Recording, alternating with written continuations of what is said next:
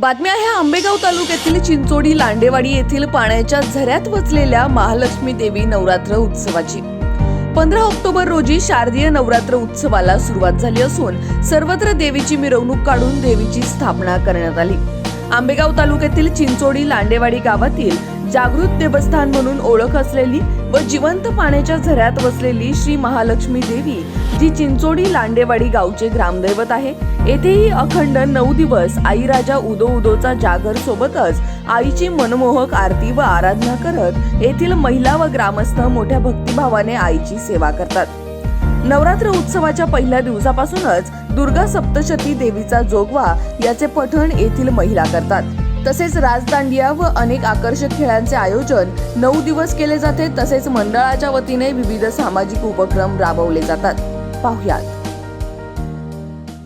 आपल्या चिंचोडी गावामध्ये महालक्ष्मीचं जागृत देवस्थान म्हणून या ठिकाणी ओळखलं जातं आणि विशेषतः करून सांगायचं म्हटलं तर आंबेगाव तालुक्यामध्ये भीमाशंकर येथे पहिली महालक्ष्मी माता आणि दुसरं म्हटलं तर अनादी काळापासून चालत आलेलं आणि सर्वांच्या परिचयाची आणि महिलांच्या विशेषतः करून नवसाला पावणारी ही आदिमायाशक्ती महालक्ष्मीचं पवित्र देवस्थान या ठिकाणी चिंचोडीच्या त्रिवेणी संगमावरती अनादी काळापासून या ठिकाणी वसलेलं आहे।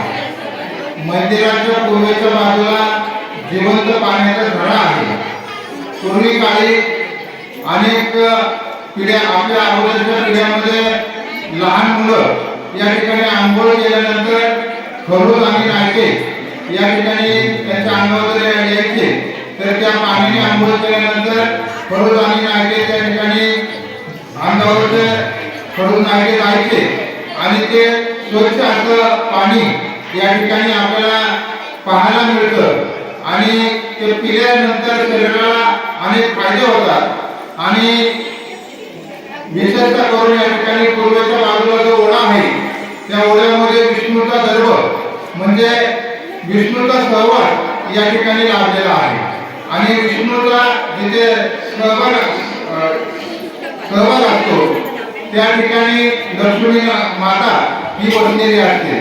तेव्हा ब्राह्मणांच्या पूर्व काळापासून या ठिकाणी आपल्या गावामध्ये चिंचोडीमध्ये महालक्ष्मीचं अनन्यसाधारण महत्त्व आहे आणि या नवरात्र उत्सवामध्ये अनेक महिला भगिनी नवस करून आपण महालक्ष्मीचं जे देणं आहे ते या ठिकाणी परंपरेने शेतीचा व्यवसाय करून काबड कष्ट करून या ठिकाणी 9 दिवस वेळ काढून महाआरतीच्या कार्यक्रमाला अन्नप्रसादाला स्वतःहून या ठिकाणी खर्च करून अनेक महिला मोठ्या संख्येने या ठिकाणी उपस्थित राहतात।